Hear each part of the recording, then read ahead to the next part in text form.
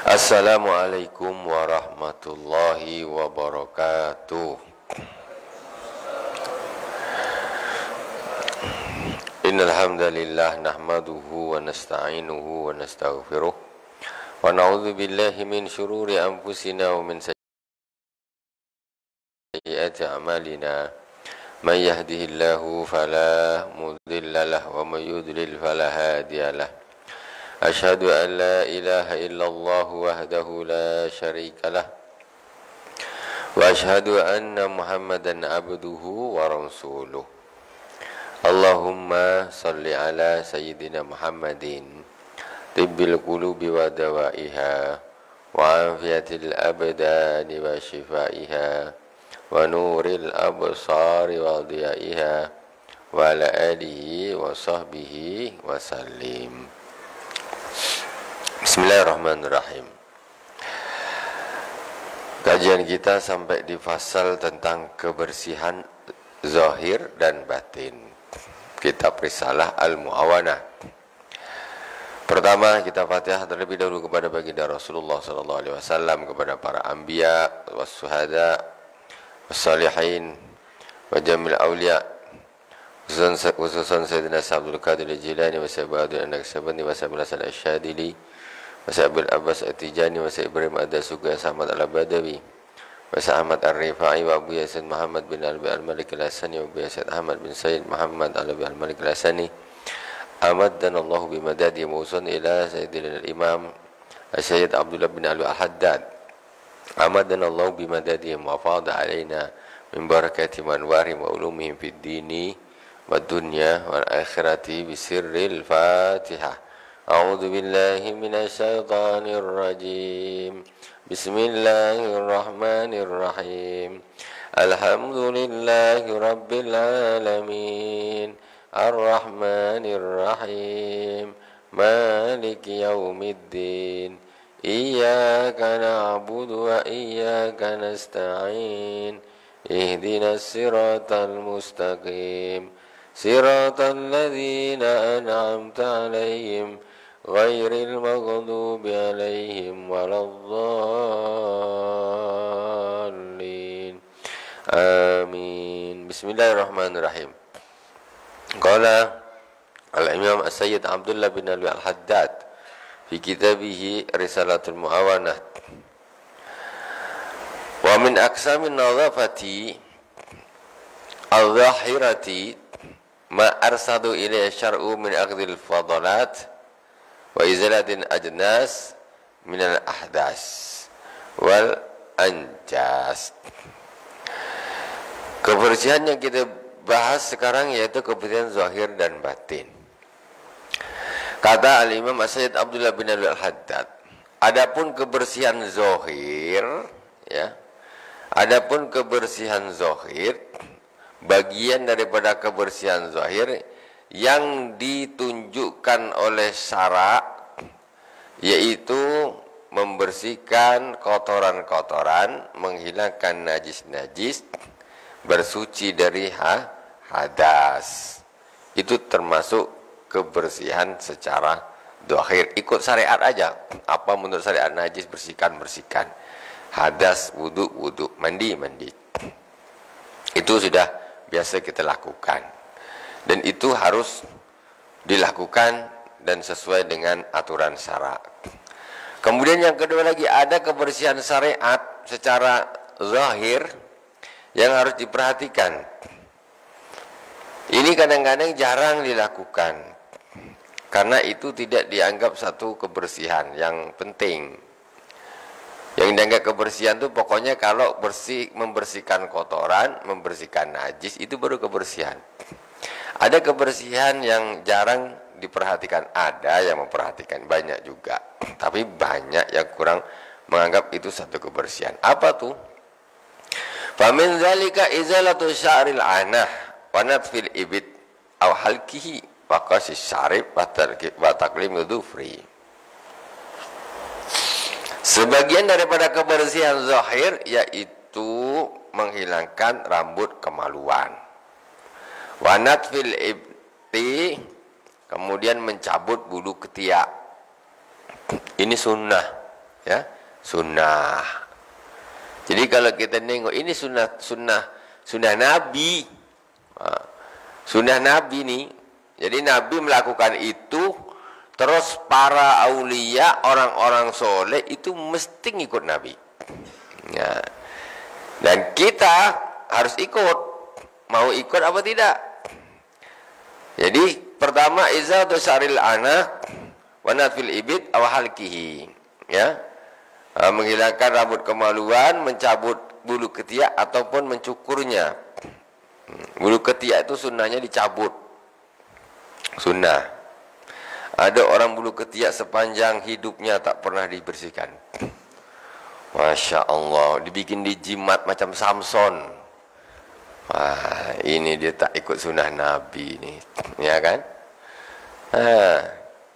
Rambut ketiak itu dibersihkan, dicabut atau dicukur. Sunnahnya dicabut rambut ketiak.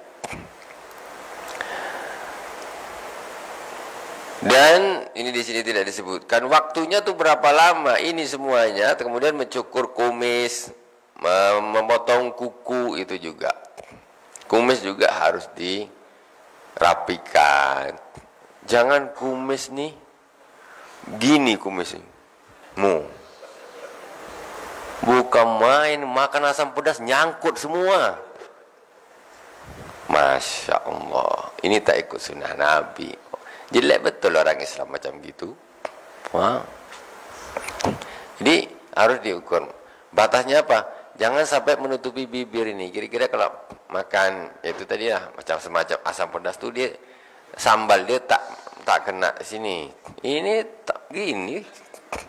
Macam mana tak bibir kau mana ketutup semua. Macam apa nih? Kuda laut. Apa anjing laut? Yang kumisnya panjang tuh, giginya besar. Nah itu harus dilakukan bagi orang yang ingin membersihkan zahir dan batin. Jadi kalau kita lihat dari sini, auliaullah tuh mesti orangnya rapi, bersih. Karena dia ikut sunnah Rasulullah membersihkan zahir dan membersihkan batin. Elit nggak harus elit. Mungkin dia pakainya sederhana, tapi tengok, wah, kumis rapi, jenggot ada. Ini saking malas nak ngurus jenggot, buang aja lah 3 helai kata dia. Kasih kita pun tak pakai pupuk urea, tak pakai pupuk apa, di hidup sendiri, biarkanlah. Dapat pahala. Kumis dirapikan. Karena kumis kalau berantakan itu adalah bukan budaya Islam, ya, bukan sunnah Nabi. Kenapa Rasulullah SAW menyuruh umat Islam ini merawat jenggotnya dan menipiskan kumisnya? Ada yang mengatakan menipiskan, ada yang mengatakan menghabiskan. Hadisnya sama. Wahfus syawarib atau wahfus syarib itu ada yang mengartikan tipiskan kumismu, rapikan, ada yang mengartikan habiskan. Jadi ada dua kelompok. Ada yang jenggotnya ada kumis likis, habis, licin. Ada yang jenggot, ada kumis pun ada juga, tapi dirapikan, bagus. Kalau saya tentu ikut mazhab yang ada kumisnya lah. Kenapa? Karena Allah menciptakan sesuatu itu pasti ada manfaatnya, ya kan? Pasti ada. Kalau memang dilicinkan, untuk apa Allah bikin kumis? Bersihkan aja dari pertama, kita tak susah-susah, kan? Allah menciptakan kumis, mesti ini ada rahasianya. Kenapa kok harus ada kumisnya? Mungkin corona nak lewat tuh tersangkut di dekat sini, tak bisa masuk ke dalam. Bisa aja. Apa pula tidak? Di perjalanan nak masuk ke dalam nih, ini banyak perjalanan ini, nyangkut di kumis, nyangkut di bulu hidung, apa. Nah sekarang yang repot kadang-kadang ada suatu perkara yang dia di ruangan terbuka begini. Ruangan terbuka ini kan virus banyak nih. Ini menurut saya, kalau kita kaji pakai akal pikiran gitu ya. Ada sesuatu benda nih, ini di ruang terbuka. Namanya ruang terbuka ini peluru bersepah nih, bukan di tempat khusus yang steril. Di ruang terbuka gini, tahu-tahu dia diambil, dimasukkan hidung yang paling dalam. Berarti dia masuk ke dalam tanpa hambatan, dimasukkan sendiri. Ketika ini pas berjalan begini, ini ada virus lewat, bukankah virus utama masuk ke dalam? Kira-kira iya apa tidak? Kalau kita berpikir. Tapi kalau kita normal aja begini, dia nak masuk ke dalam susah nih. Sangkut di kumis, masuk lagi, ada lagi bulu dia, kata dia, susah. Belum lagi masuk ke dalam, Allahu Akbar, Allahu Akbar, azan, orang wudhu, kumur-kumur masuk lagi, tercampak dia, tak jadi masuk, kan? Itu syariat Islam. Jadi biarkanlah. Itu Masya Allah, wallah alam begitu. Jadi saya kadang-kadang mengkhawatirkan yang seperti itu. Kalau kita di alam terbuka seperti ini, ini kan tentu banyak virus ini. Tahu-tahu kita secara sengaja kita masukkan ke dalam di ujungnya sana yang sebetulnya dia tanpa dimasukkan dia membutuhkan perjalanan yang sangat melelahkan baginya itu. Itu kan, ini rahasia Allah toh. Jangan dikira kumis ini tak ada apa namanya ini, tak ada faedahnya. Oh banyak kalau kita sebutkan nanti tak usah. Banyak. Tak jadi ngaji pula bahas kumis saja nanti. Oke, yang penting dirapikan, ya, dirapikan. Wa taklimul zufri sunnah, memotong kuku. Jadi kalau ada orang ini tak tahu zaman dulu, tahun 90-an mungkin ya. Pak zaman tahun 90-an tu ada gaya orang tu kuku tiup kuku dia gini. Oh, panjang-panjang begini, kan? Yang dikelingking ni cut katanya kuku dia. Mak, ini jauh dari sunnah Rasulullah SAW. Gaya dulu, ngetren gitu. Begitu tersangkut kayu, nangis dah lama bertahun-tahun aku jaga, ternyata koyak katanya. Astagfirullahaladzim. Padahal semuanya itu tadi sunnahnya tidak boleh lewat dari 40 hari. Enggak boleh lewat dari 40 hari. Ini bukan 40 hari, 40 tahun bulu ketiak tadi pernah dibersihkan. La ilaha illallah Muhammadur Rasulullah. Jangan mandi di kolam ikan. Mati ikan nanti.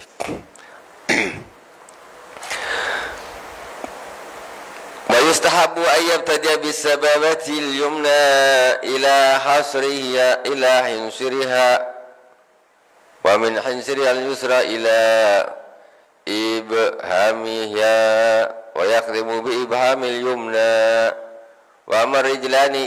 Ada dua apa namanya nih, cara orang memotong kuku secara sunnah, dua riwayat. Nomor satu, dimulai dari ini, sebelah kanan, dari telunjuk, potong dulu. 1, 2, 3, 4. Nah, kemudian ini terakhir. Dah, selesai kanan. Yang kiri dari sini, hinsir, dari kelingking. Ini riwayatnya wa yabda'u bi khinsiril yumna wa yaqdimu bi khinsiril yusra ka takhlil fil wudu wa yukrahu ta'khiru fa'idha. Kalau yang model ini dia jempolnya diterakhirkan. Bentar ya. Dimulai dari jari telunjuk kanan sampai kelingking 1 2 3 4. Kemudian wa min khinsiril yusra ila ibhamiha.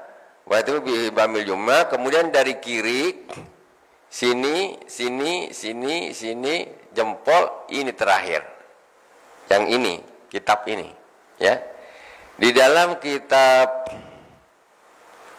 apa Ihya kalau tidak salah. Ya, kitab Ihya Ulumuddin Imam Al-Ghazali. Bedanya sedikit aja. Itu pertama ini yang mesti pertama nih. Jadi telunjuk kanan potong kuku tok. Udah jadi atuk-atuk, udah pernah belum motong kuku sesuai sunnah Rasulullah. Tengok toh, ini pertama nih, telunjuk, terus dari tengah mundur ya, manis, kelingking, Ini yang Imam Ghazali di Ihya Ulumuddin, terus jempol, selesaikan kanan dulu. Ini yang Imam Ghazali. Kalau ini tadi dia terakhir, ini dibikin terakhir. Kemudian baru ini terakhir. Jadi diselesaikan satu-satu. Atau yang ini boleh. Jadi 1, 2, 3, 4, 5, 6, 7, 8, 9, 10. Ini boleh gini. Kalau kita kan mana enak, kadang pegang pakai kiri gini, pegang kiri, mana dulu lah, mana senang lah, inilah. Tidak pernah kita perhatikan. Jadi intinya yang mudah diingat, dimulai dari telunjuk kanan. Boleh kita selesaikan kanan dulu, tuh 2, 3, 4 terus jempol, kemudian kiri jadi kelingking. Boleh kita langsung jadikan 1, 2, 3, 4, 5, 6, 7, 8, 9, 10 jempol kanan terakhir. Boleh kedua-duanya. Kaki sekarang sebentar Bu. Semangat ibu-ibu ini kalau urusan potong kuku. Potong bapak punya kuku bapak dipotong kan tak, atau bapak potong sendirilah. Jangan gitulah, potongkanlah.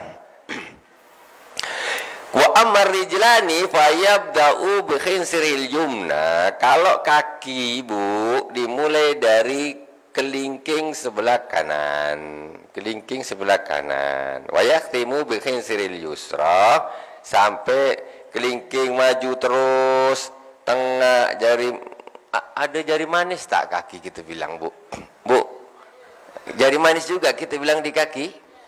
Ada juga rupanya, tak tahulah saya. Saya pun bingung. Intinya dari kelingking maju ke depan sampai di jempolnya, terus lari ke kiri, jempol mundur. Dari kelingking sampai ke kelingking kaki, ya. Kaki mulai dari kelingking kanan, selesainya kelingking kaki kiri. Mudah kalau mengingatnya, kalau kaki lebih mudah. Tapi sebetulnya ingat tak ingat itu tergantung praktek. Kalau dipraktekkan tentu ingat. Kalau tak, tahun dulu pernah ngaji, tapi mana dulu ya, tentu lupa. Tahun dulu kata dia, coba mulai besok atau nanti langsung dipraktekkan. Tentu tak ada mikir tahun dulu karena sudah langsung dipraktekkan. Nah itu lupa jelas karena tidak dipraktekkan. Ini baru ada. Wa yukrahu ta'khiru fil hadhil asya'an kulli arba'ina yawman, makruh hukumnya. Mengakhirkan semua bersih-bersih ini di atas, membersihkan rambut kemaluan, rambut ketiak, kumis, potong kuku. Ini semuanya makruh kalau dilakukan lebih melampaui 40 hari. Maksimal 40 hari, tak usah lebih. Tak salah lebih, maksimal 40. Apa rahsia dia 40 hari? Ikut Nabi sajalah dulu. Nanti rahasianya adalah tu. Kan? Entah mungkin kuku ni kalau 40 hari tak dipotong, dia jadi berbisa, dia jadi berpenyakit mungkin juga. Tak tahu jugalah kita tu. Bisa jadi. Wa min zalika izaratul awsa' allati tajtamu fi ma'atifil badan wa awwarihi bil ma'id wa ma yatamu min ar-ramas 'ala al-'ainain wa min al-qadar fil minkharain wa min at-ta'am bainal asnani bil khilal. Kemudian termasuk juga pembersihan secara zahir. Tengok kita ada 3 kan pembersihan tadi. Seperti kita bersihkan najis-najis, untuk membersihkan tadi semacam kuku dan sebagainya. Terus ada lagi yang diperhatikan kebersihan zahirnya, yaitu menghilangkan semua kotoran-kotoran di lipatan-lipatan badan. Ya, di lipatan-lipatan badan. Pokoknya bagian lipatan-lipatan badan tuh, itu dibersihkan. Jangan bedaki tak dibersihkan. Kemudian yang ada kadang-kadang di mata dia mungkin agak macam mana ya, dah melipat-lipat, mungkin dah tua, dia macam ada kotoran di sininya, ini dibersihkan. Ada lagi di minkharain juga yang harus dibersihkan, yaitu di hidung. Hidung tu dibersihkan juga. Kalau lah wuduknya tak pernah masukkan air ke hidung, seberapa besar upil dia nanti.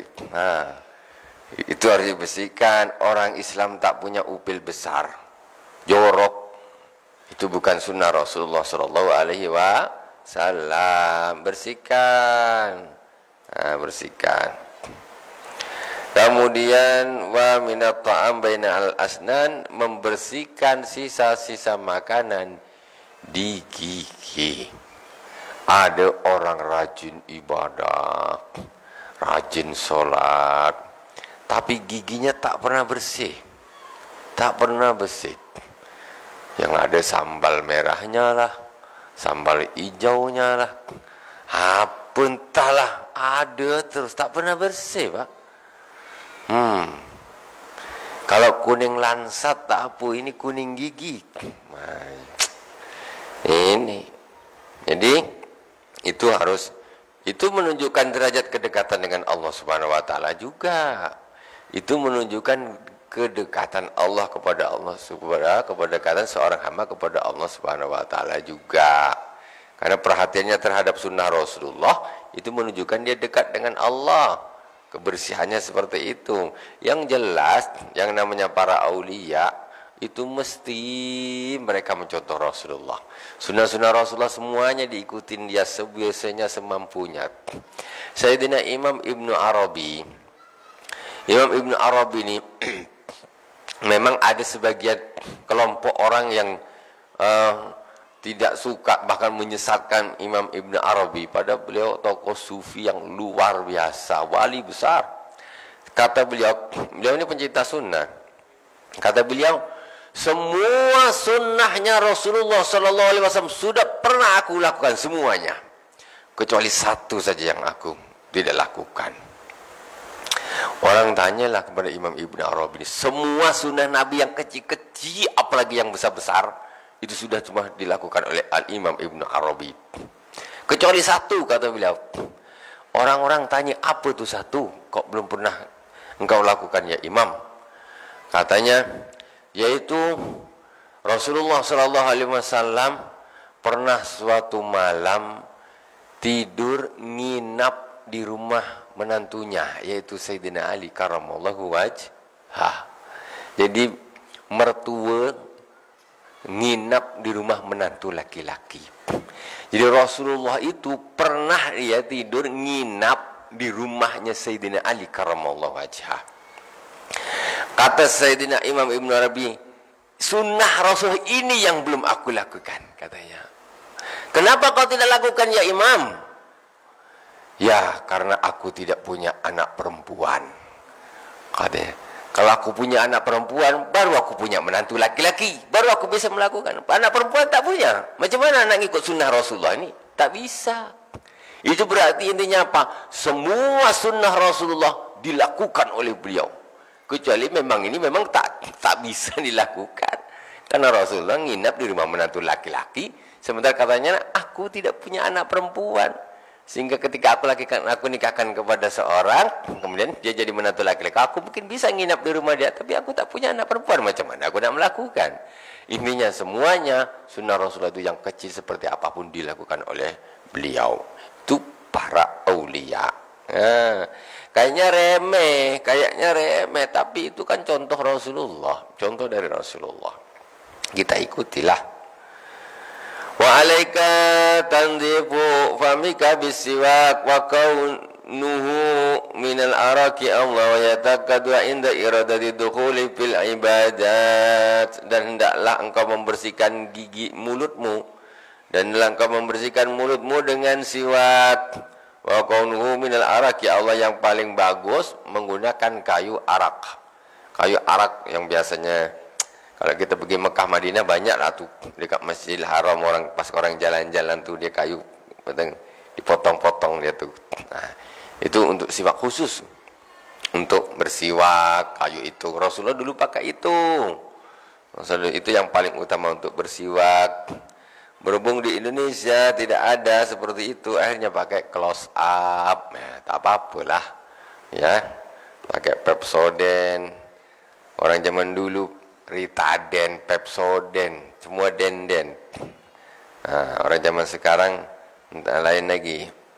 Itu karena tidak ada kayu arak. Mestinya pakai kayu arak. Yang paling utama.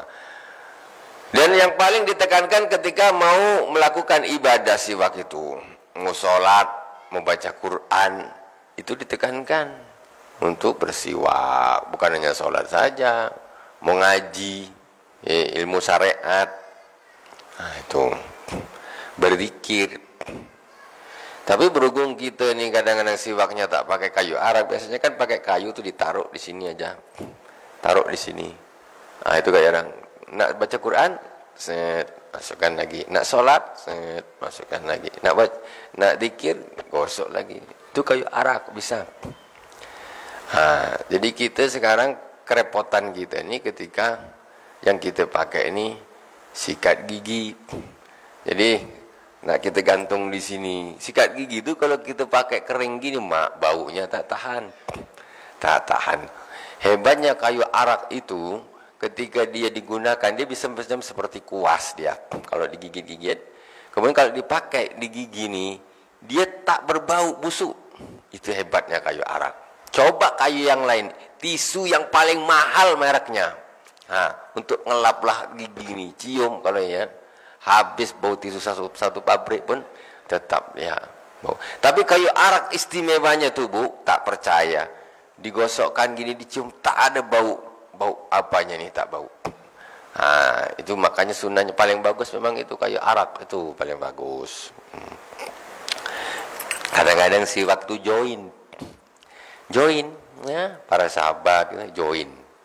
Siwak kalau kita macam mana?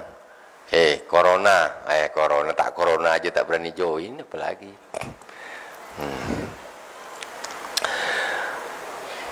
Wa yataqudu inda radid dukhul wa tanzifu siyabika bil ma'i kullama tadannasat min ghairi ifratin wa tasabbun bil mutaraffin. Kemudian membersihkan pakaianmu dengan air ketika terkena kotoran tanpa berlebihan. Nah, baju dibersihkan, jangan jorok, jangan jorok. Wa min sunnati tabi'ati linnadhafati duhnu sya'ril lihyah. Termasuk sunnah juga atau semuanya, yaitu meminyaki jenggot dikasih minyak. Sunnah juga. Kita zaman sekarang ni jarang lah ngasih minyak jenggot ni. Macam tak ada, ya kan? Tak usah jenggot. Sekarang kepala aja sekarang orang dah malas. Dulu kalau zaman tahun 90-an, itu masih ada namanya minyak rambut tanco. Wah, tahulah bapak ya kata. Wah, itu hebat tuh, mengkilat rambut tuh. Mak di tangan ni tak bisa hilang sampai lengketnya tuh. Itu sebetulnya sunnah tuh. Jadi kita zaman dulu tuh pelaku sunnah juga. Tapi sekarang ruwet tak ada lah. Orang nak pakai rambut aja tak kasih minyak, apalagi nak jenggot. Jauh. Wa tarjiliha bil misti, disisir pakai sisir jenggot. Ya kalau banyak lah, kalau 3 lain nak pakai sisir apa? Tak bisa banyak. Sunnah. Sampai santai-santai dapat pahala. Dapat pahala lah. Apa lo tak dapat pahala? Karena itu sunnah Rasulullah. Ini semua sunnah Rasulullah nih. Wa kaya kullu sya'rin yaksidu